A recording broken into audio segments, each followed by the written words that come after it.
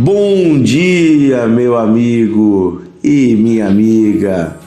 Hoje é sábado, que Deus abençoe você e a sua família, que você e eu possamos encontrar descanso para nossa alma, que você e eu possamos parar um pouco a nossa correria e buscar a Deus, recarregar as energias físicas e também espirituais.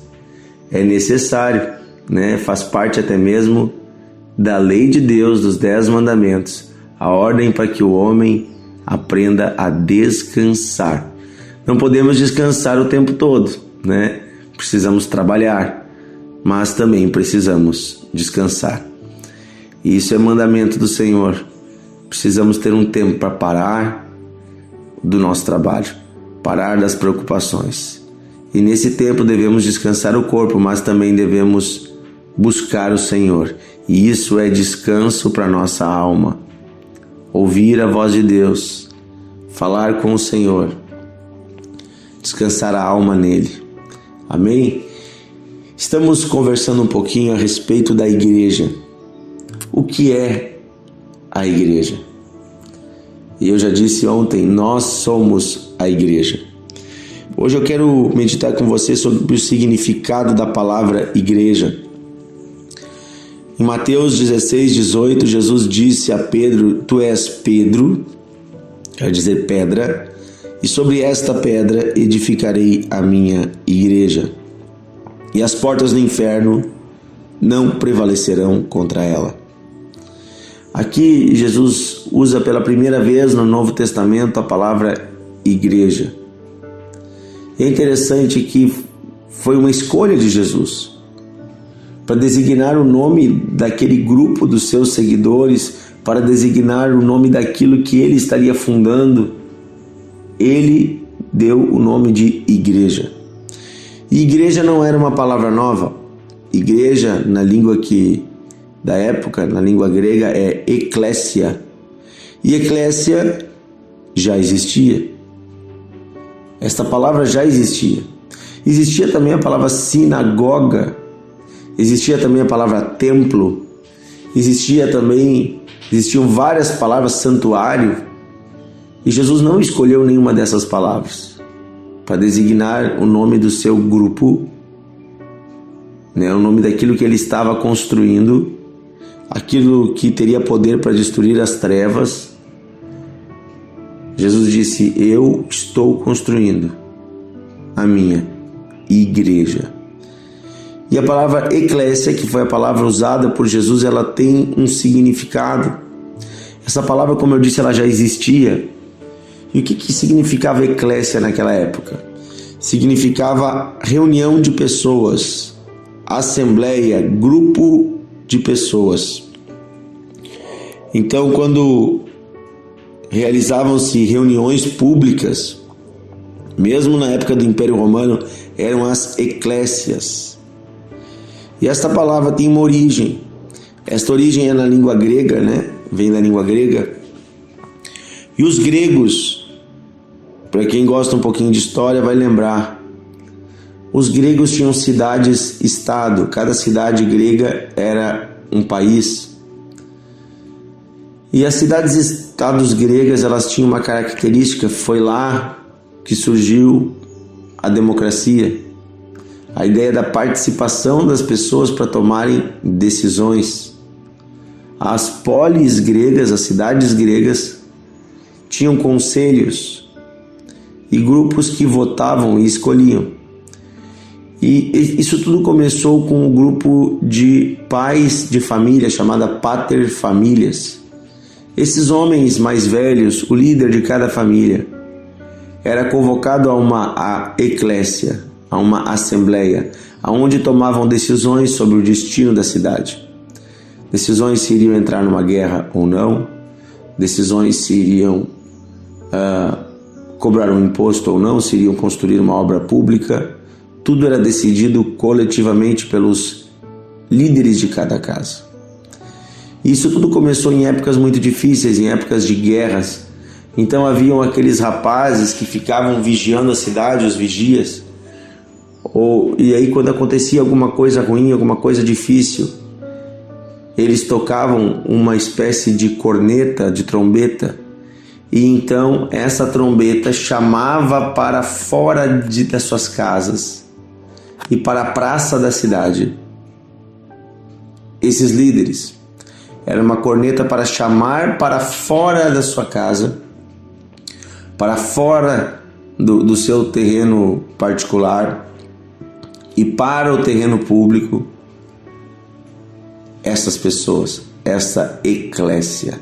E a palavra eclésia no original grego significa exatamente chamados para fora. São aqueles que são chamados para fora. Aqui no contexto grego usado no sentido de sair daquilo que é propriamente seu, privado, e ir para o espaço público, onde se discutiria o futuro da cidade. E Jesus escolhe exatamente esta palavra. E por que ele escolhe esta palavra? Pense que Jesus ele não escolheu por acaso. Há um propósito.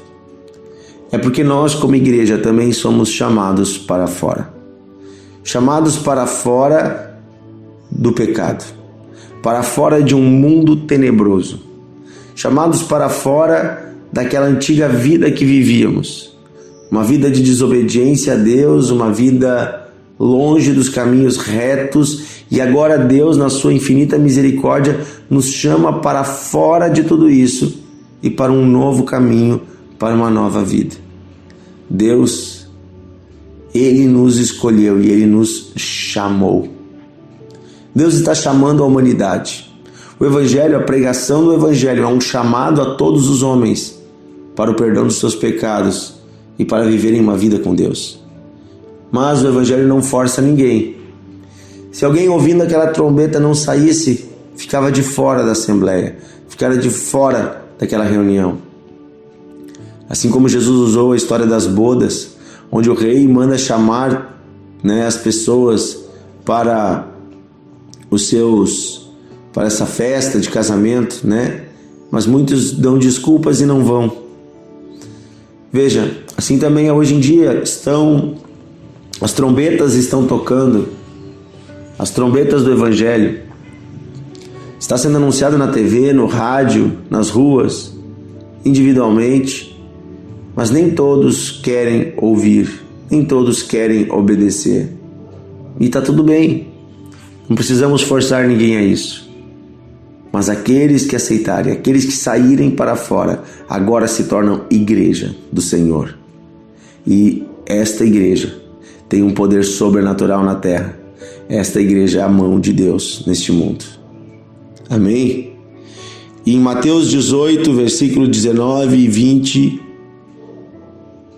Jesus diz o seguinte: onde 2 ou 3 estiverem reunidos em meu nome, ali eu estarei.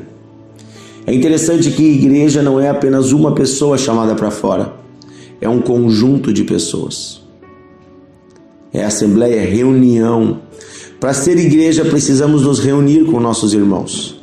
Precisamos nos unir com outras pessoas que têm a mesma fé em Jesus Cristo. E aí nós somos igreja. A igreja não é uma pessoa sozinha no seu quarto orando. Isso é muito bom, isso é ser um cristão, e há propósito de Deus nisso, há bênçãos de Deus para a sua oração em casa. Mas Deus diz: eu quero que você saia da sua casa e vá ao encontro dos seus irmãos. A Bíblia diz que é bom e agradável os irmãos viverem em união. E ali Deus manifesta a sua bênção. É interessante isso. Ali Deus manifesta a sua bênção. Ali aonde? Aonde os irmãos estão unidos em oração. Há coisas que só acontecem quando a igreja se reúne. Quando a igreja se torna eclésia. Há milagres que só acontecem ali. Há curas que só acontecem ali. Há a liberação de profecias, de palavras que só acontecem ali. Existem coisas sobrenaturais que Deus só faz quando estamos em igreja, porque Ele honra a unidade, porque Jesus disse: eu quero que eles sejam um, como eu e o Pai somos um. Unidade faz parte do propósito de Deus, porque vai contra o individualismo, vai contra essa ideia onde cada um se isola no seu canto. Isso tudo vem do pecado, vem de Satanás. no céu estaremos eternamente unidos com Deus e com nossos irmãos. Amém? Vamos orar. Querido Pai, eu peço que o Senhor resgate no coração da igreja nesses dias o desejo de viver coletividade, de viver em comunidade, de amar os irmãos e de repartirmos o que o Senhor nos tem dado de bom, seja a palavra, seja a profecia, seja, Senhor, o louvor, a adoração, seja o ensino, seja o conselho, o discernimento, que possamos repartir, seja os dons materiais, recursos que temos com os nossos irmãos, que de alguma forma gloriosa o Senhor nos reúna. Senhor, desfaz esse sentimento de individualismo no meio da igreja, cria um sentimento de comunidade. Eu peço, Pai, nos ajuda a entendermos que fomos chamados para fora, que não somos mais deste mundo, que não pertencemos mais aos rudimentos, que agora pertencemos unicamente a Ti. Obrigado por isso, Senhor. Obrigado por nos chamar à Tua igreja, nos chamar a sermos igreja. Desperta em cada homem e mulher que me ouve o entendimento de que ele é parte da igreja. Nós não vamos à igreja, nós somos igreja. Fortalece cada homem, mulher, cada família, Senhor. Dá dias de descanso e de paz. Que essa família nesse final de semana te busque e te encontre. Que possamos, Senhor, ter mais ainda a Tua presença.